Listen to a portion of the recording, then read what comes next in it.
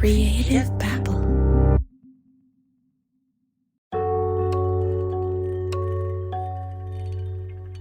Hey everyone, I'm about to go on a much needed vacation, and I didn't want to rush the next episode because it's really good.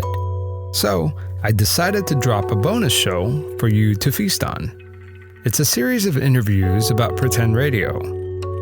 A lot of you always ask me, how do I get my story ideas? How do I find the people who I interview? So I thought you might find these interviews interesting. The first interview I would like for you to listen to is my conversation with Aaron from the Generation Y podcast. It was a huge honor to be featured on their show. For those of you who don't know, Generation Y is kind of a big deal. They're currently top 50 on iTunes as of this recording. Aaron wanted to know more about the reporter who shot and killed the TV crew live on television. Here's a little bit of the interview. Now, you said your show is about people who pretend to be someone else, and quite often this is at the expense of people who don't know they're pretending. They're hiding a secret. Right. Yeah. Unfortunately, so sometimes I'm interviewing the victim and sometimes I'm interviewing the con artist. A lot of people, I think we all kind of, to a certain degree, live a lie. There's this concept called imposter syndrome where, some people feel like they're not really good enough at whatever they're doing. That's a form of pretending, right? But then you got people who are genuinely trying to take advantage of somebody and they're disguising their motivations. And I feel like, trying to tell those kind of stories, it's helpful so that people could possibly avoid being conned or scammed, So it's trying to explain that psychology of what motivates people and how do you know when somebody's like being upfront with you?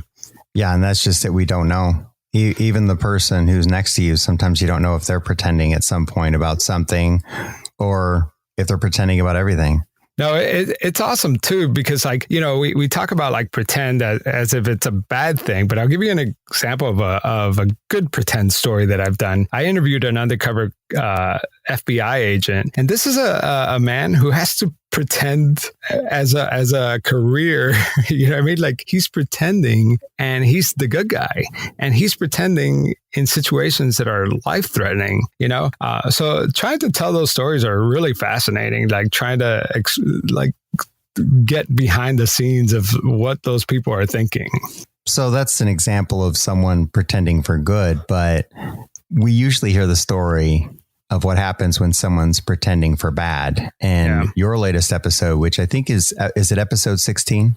Yeah, it's episode 16 of season 2. On pretend radio. Yeah, it's called The Reporter. The Reporter is it's the story of actually I'll kind of spoil it for you guys, but it's a story of one of my former coworkers. It's when I was a photojournalist in Greenville, North Carolina. It was like my first news job, and as a photojournalist, my job was to sit in a car all day with a reporter, and we would go chase stories. I mean, this is what we did every day.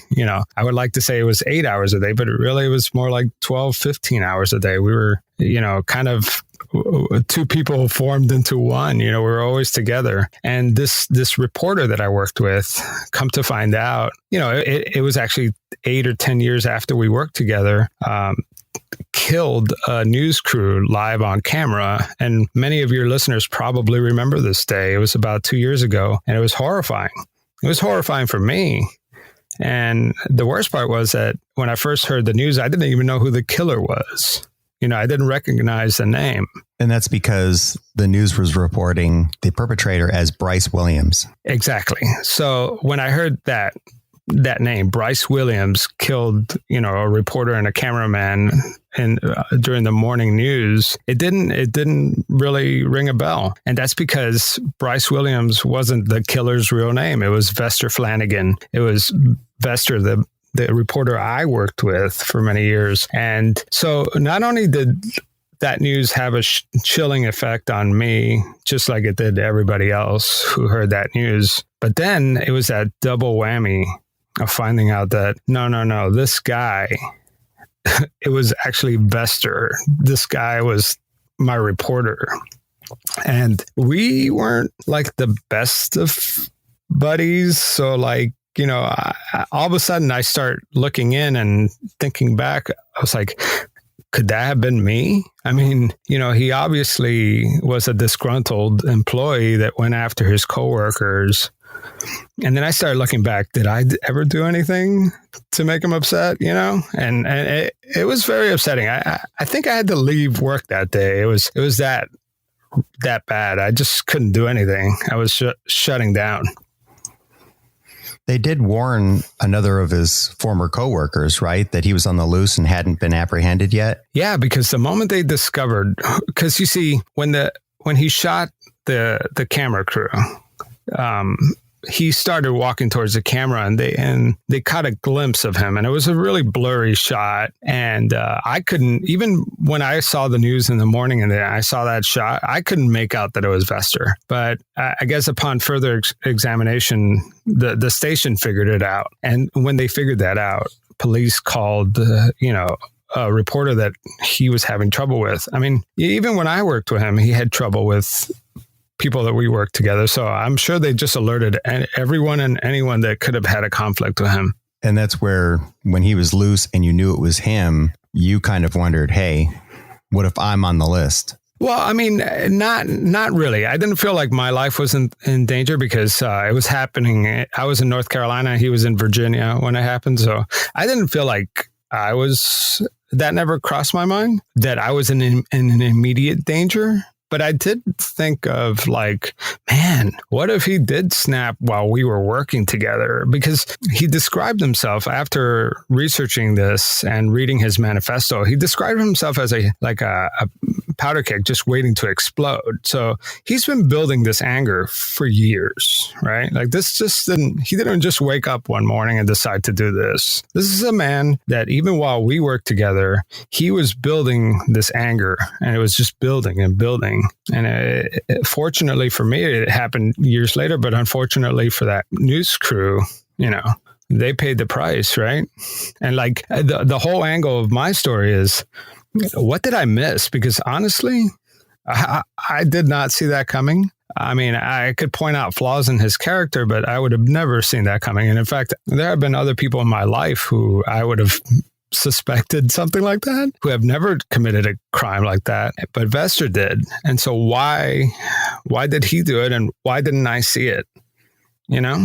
Well, before we started recording, we had a conversation about when people pretend, you don't know what's going on with them. Not really. Mm-hmm. And if someone has anger building up and they're hiding it, then you don't know about it. Our perceptions rule the day. We have this idea that, oh, well, so-and-so might do something like that, but this guy over here, I don't think so.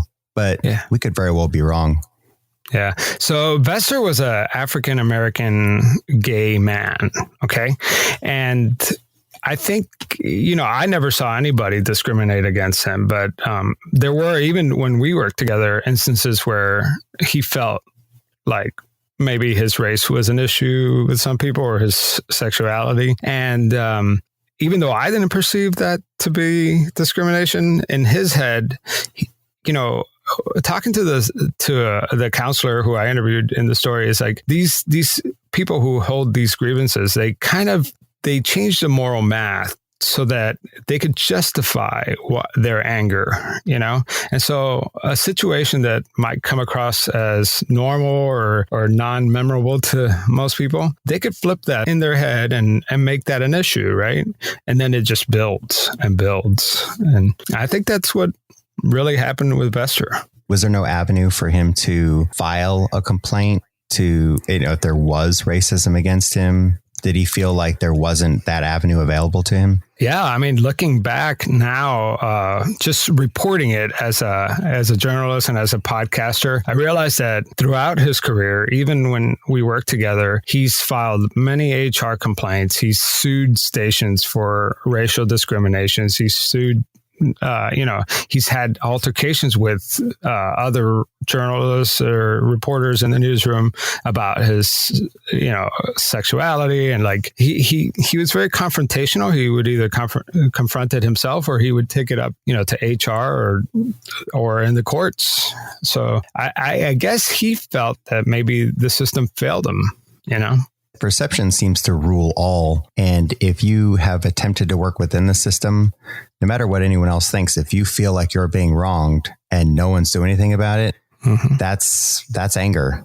And, to me, he was never violent, but I guess, looking back at his past, and I didn't learn this until much later, when I was investigating this, that he actually had a violent past. And that's usually an indicator for this kind of behavior, so like if you come from a violent past, it's easy to cross that bridge, and his mother was very abusive. She threatened to kill his dad. His father, who was actually, I didn't mention this in the show, but his father was an NFL player, big guy.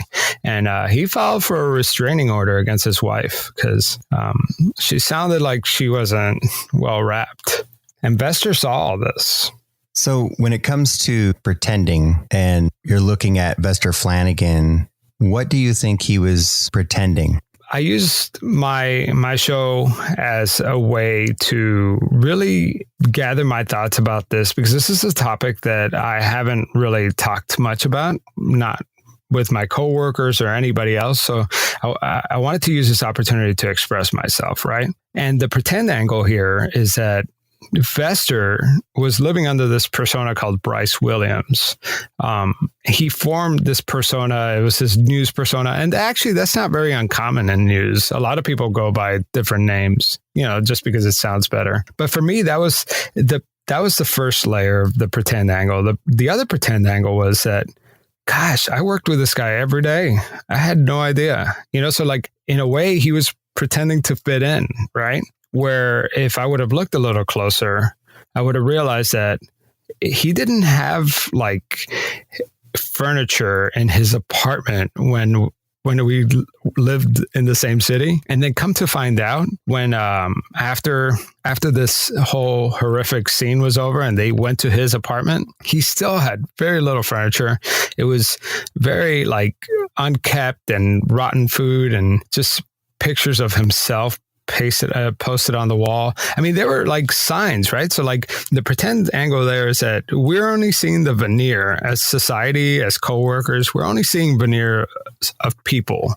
And when you look closer, we're living a different life, but some people are living it in much more extreme ways than others. So, interesting. I did not finish the script when I wrote this episode. Because I didn't know how to end it. And I usually write every word on my episodes, and I just couldn't finish this one. And so I sat in front of the microphone and I improvised the ending. It's like, you know what? I have no scientific proof of this, but maybe if we're just kind to each other. I mean, it sounds like such a cop-out, but maybe if we're just nice to each other and take the time to get to know somebody, even if they seem weird or withdrawn or just not like you or whatever, let's be nice, and maybe that kindness. And I feel like during our time that we worked together, several of us expressed that kind of kindness. And I wonder if that's why that time period in his life was a positive time in his life when we worked together. And, it's so easy to be dismissive of people. And I know it seems like a cop-out way of ending it, but that's all I could come up with, At the end of the day, there's really no sign of what to look for because I missed them all, right? And even when you talk to the professionals, they'll give you the signs, but just because you have hold grievances doesn't mean you're going to be a serial killer or a psychopath or a mass murderer. But if we're nice to each other, that's just the least we could do, right? I think it's a great starting point. Yeah. The next interview I thought you would find interesting is my chat with Joe Maurer from the Maurer Glass Podcast. So welcome, Javier. Joe wanted to know more about my process. So happy to be here. Here's part of the interview. I'm so impressed that you're doing a podcast. Well, thank you. You know, you had a lot to do with that. Yeah. For the people who don't know about Pretend Radio, tell us what it's about. I'm an old video director, so I love telling stories. So I was like, oh, I'll make little mini documentaries for podcasts. You know, I decided to do this topic about people pretending to be someone else. I was fascinated by that idea, and it actually started because I developed this fear of speaking in public.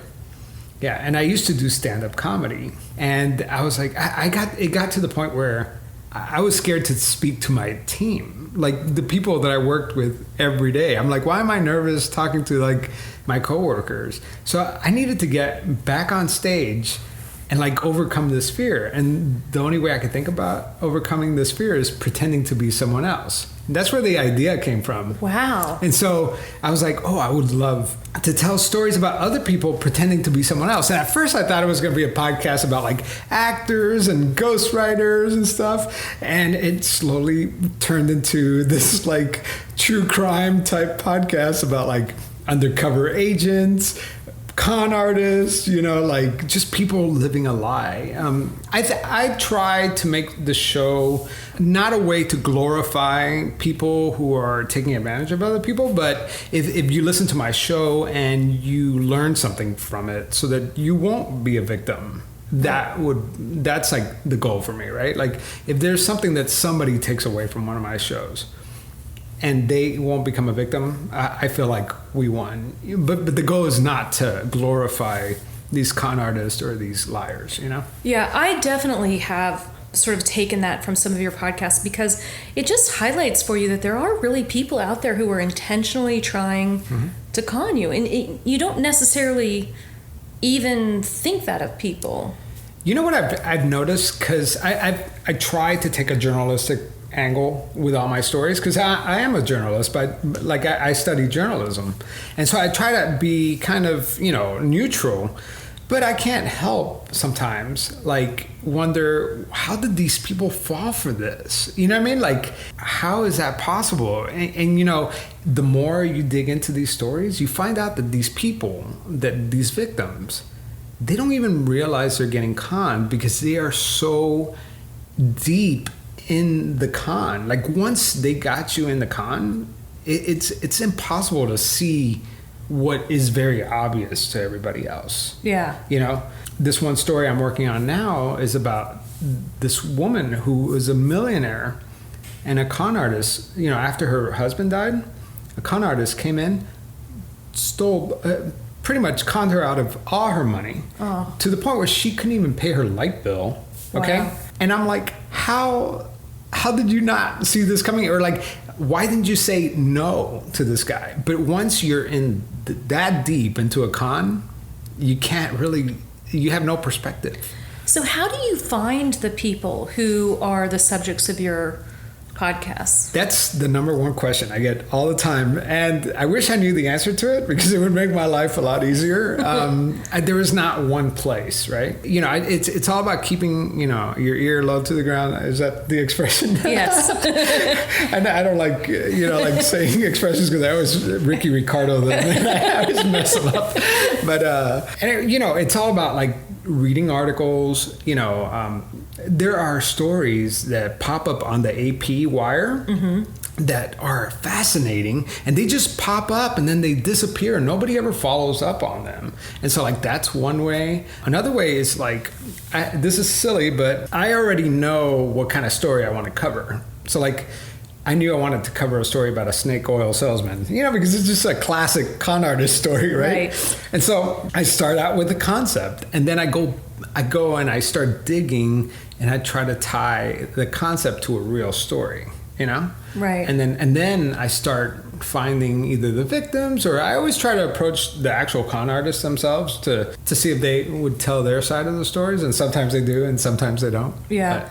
So who did you really want to get that just said no? Oh man, it's a very long list, but I could tell you my two favorites. This French con artist from the documentary on Netflix called The Imposter, which you should check it out. He pretty much cussed me out on Facebook and told me to take a long walk. And I know, but it was awesome. It was like the best rejection ever. Do you remember the former NAACP Spokane, Washington president, Rachel Dozell? Mm-hmm. We've been talking, and I almost had her in season 1, and she had a new book, and then she decided not to do it. She didn't close the door, but she decided not to do it. Well, I hope she does do it. That would be fascinating. Yeah, but I mean, you win some, you lose some, and I've had more wins than losses. So. Yes, you've had some great ones.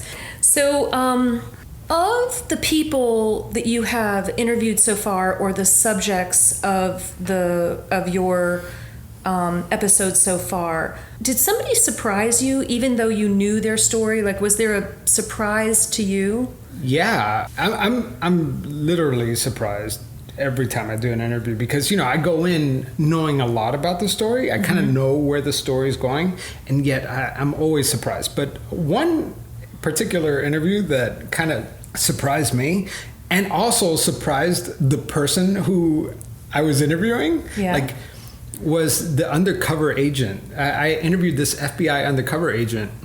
That was fascinating. Yeah, his story was great.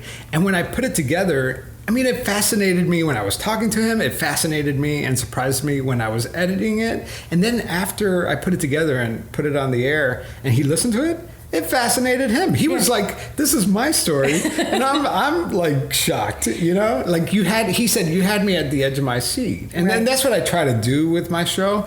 I try to make it. I have a news angle to it, but I want to make it entertaining. And so the way I drip information, I'm not giving you a traditional news story. It starts out with the most important information on top, right? Okay, and then they kind of work their way down. I don't take that approach. I want to start the story. Sometimes if it's best to start the story in the middle, just drop the listener in the middle of the action. And they don't know a lot. They just know what's happening. And then I'm slowly painting a picture around that scene. And I like to reveal information. I think that's where the suspense comes in.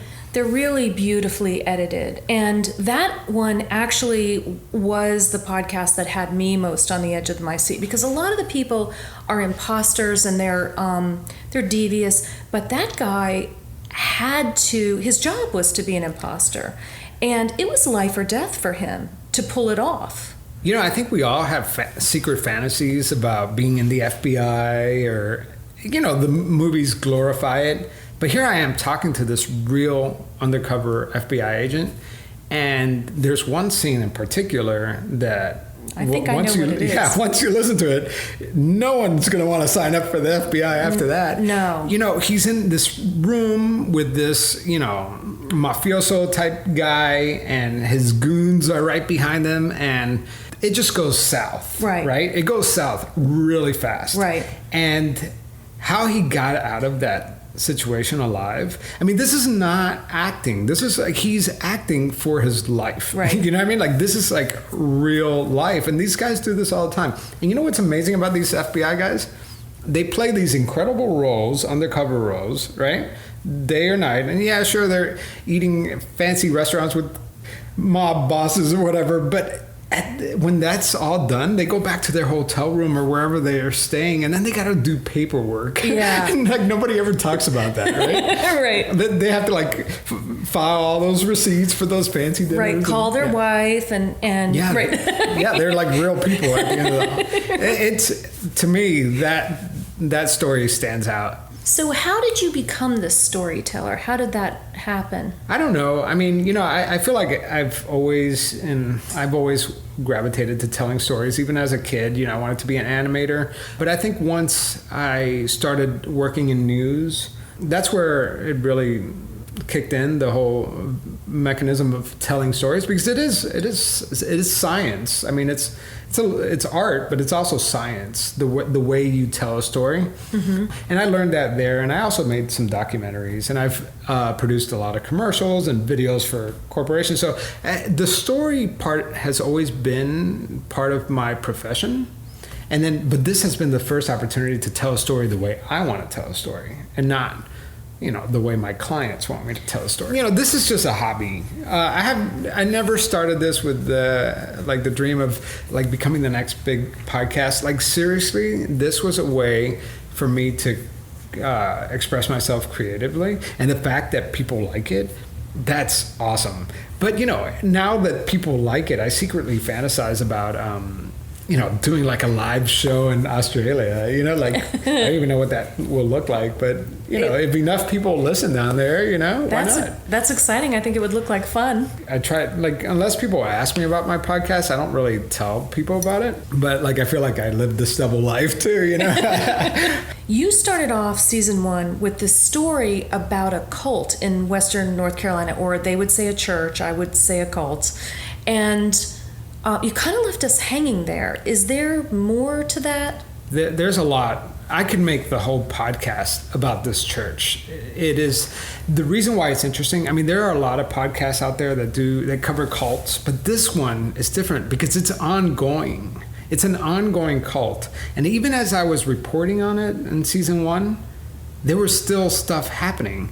And that's why I think it's such an important story to tell, because this church, who, like you said, some people call it a cult, and it actually has every sign of a cult. Mm-hmm. I mean, it has a very authoritative leader who cannot be questioned. It's difficult to leave. Yeah, it's difficult to leave. They're not recruiting, and they could only work at church businesses. But all that, that's not hurting anybody. That's just kind of strange, right? But the reason why this story is important is because there's reports about abuse, mm-hmm. and in season 1, I had secret recordings of the church leader, the head pastor. Her name is Jane Whaley. It's a woman who was commanding someone to be dropped to the ground and beaten.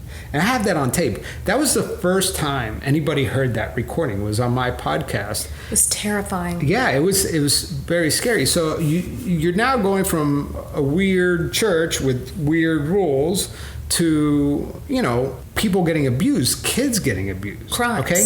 Yeah, and it was happening as I released episode 1, 2, and 3 for season 1.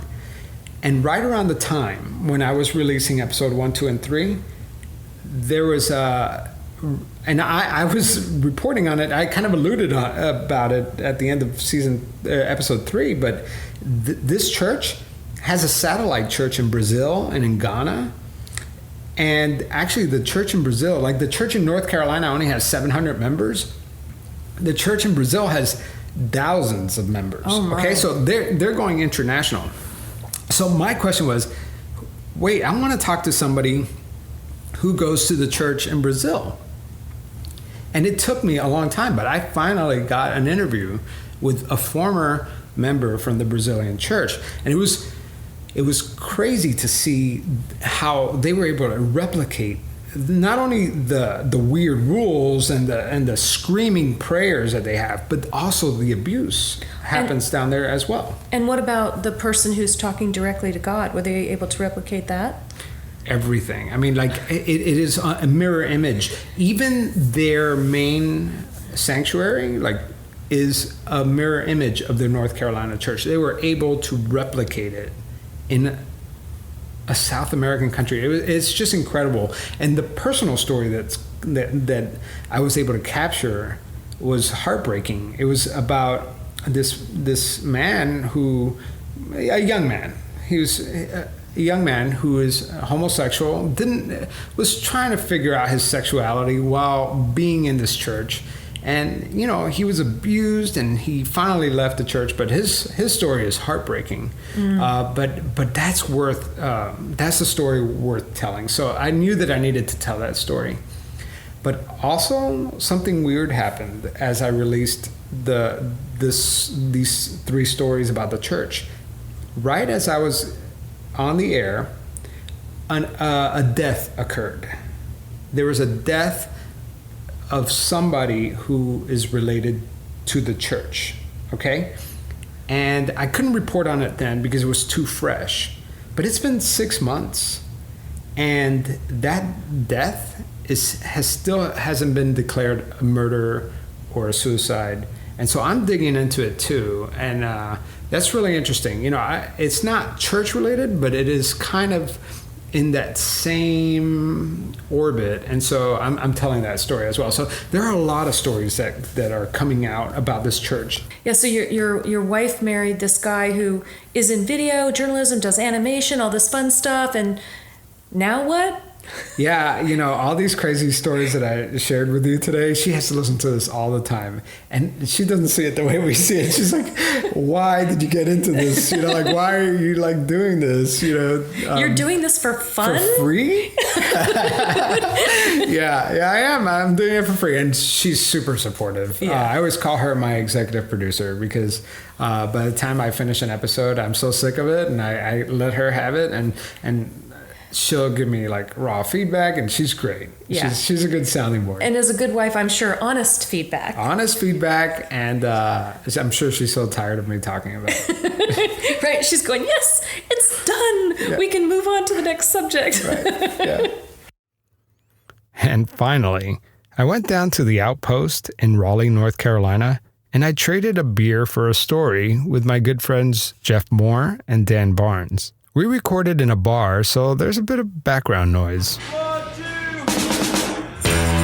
Welcome to the Live Canary Podcast. I am your host, Jeff Moore, for another week in review, but a little stranger than fiction with some special guests. Jeffrey. Daniel P. Barnes, got it right. Finally, it's about time. Good Lord. We're sitting down with Javier from Pretend Radio. Hey, how's it going, guys? Thanks for having me over. The podcast that does not stop. It does not stop until it does. You're on a little break, right? I'm a little break. You're collecting right now, stories. I'm just one guy making a little 30-minute documentary every week. There you go. I love it, though. Yeah. I love Pretend Radio. For all of you who don't know, Pretend Radio is a podcast about pretenders. Yeah, it's basically about people pretending to be someone else. And I actually had no idea what it was going to actually turn out to be. But so I had, this guy that I knew who was a con artist. And I was like, hey, I got this idea for this show.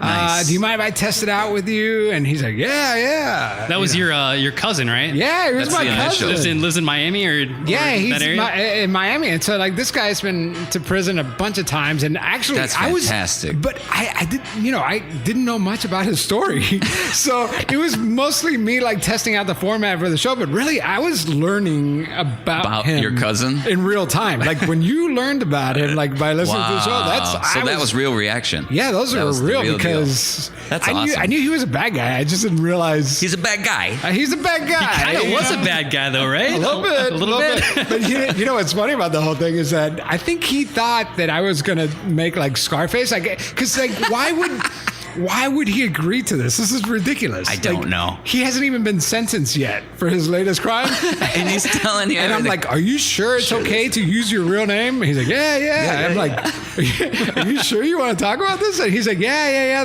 This is great. And I was like, okay, but then he didn't talk to me afterwards because did he listen to it? Yeah, I think he listened to it, and he called me up after, because this is a part 1 and part 2. Oh yeah. And so after part 1, he calls me up. He goes, hey, Javi, I don't think you should air part 2 yet. Because I haven't been sentenced. And I'm like, wait, why the hell? I was like, we've known about this for months. He didn't know your podcast was going to be that big. You know? I don't think he realized that I wasn't going to glorify him as a criminal. This is the blend of Pretend Radio meets Stranger Than Fiction, because you couldn't make that up. It is kind of funny, this new life that I live now. Because It is such a strange. You're surrounding yourself with criminals and it pretenders. Is a very strange. Are you life. saying your life is now stranger than fiction? and bigger. My Yes. life is very strange. So let me tell you what happened yesterday. I walk home. I walk in through the door. I get the mail. Like just put the keys down. Regular like dad howdy stuff. doody. Very howdy doody. My wife, she gives me a kiss. Hey, She's hon. making apple pie.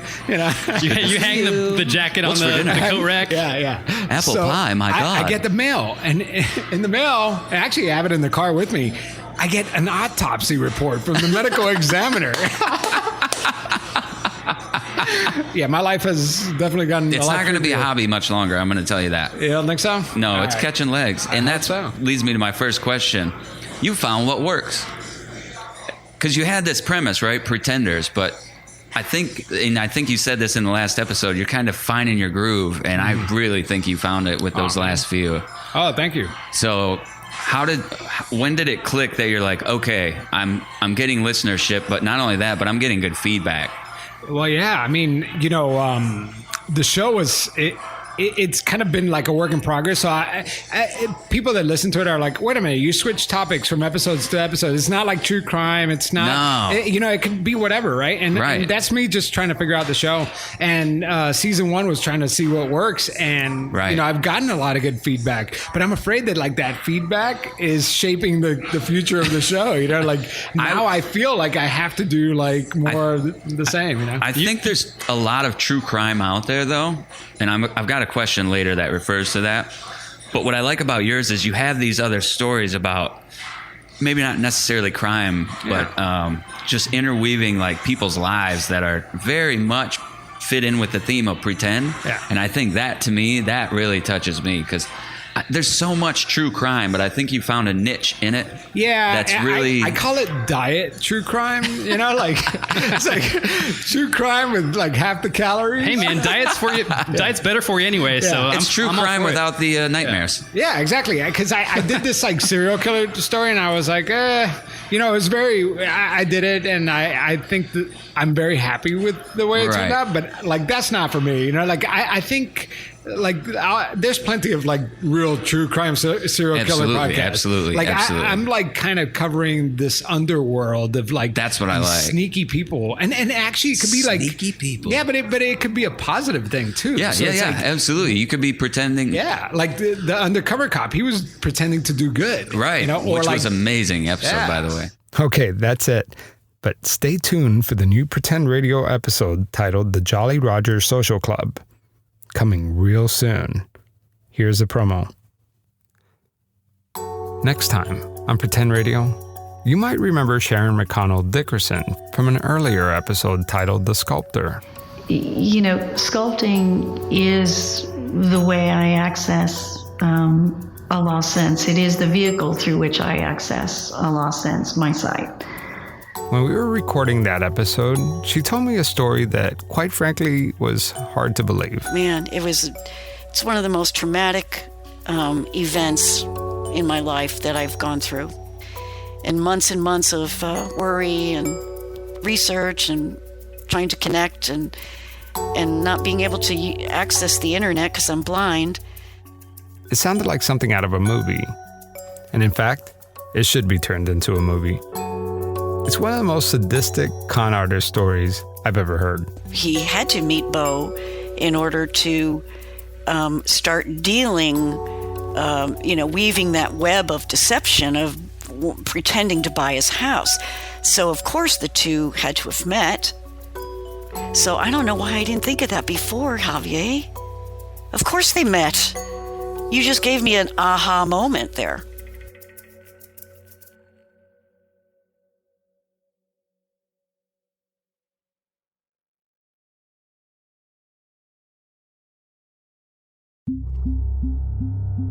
Creative Babble.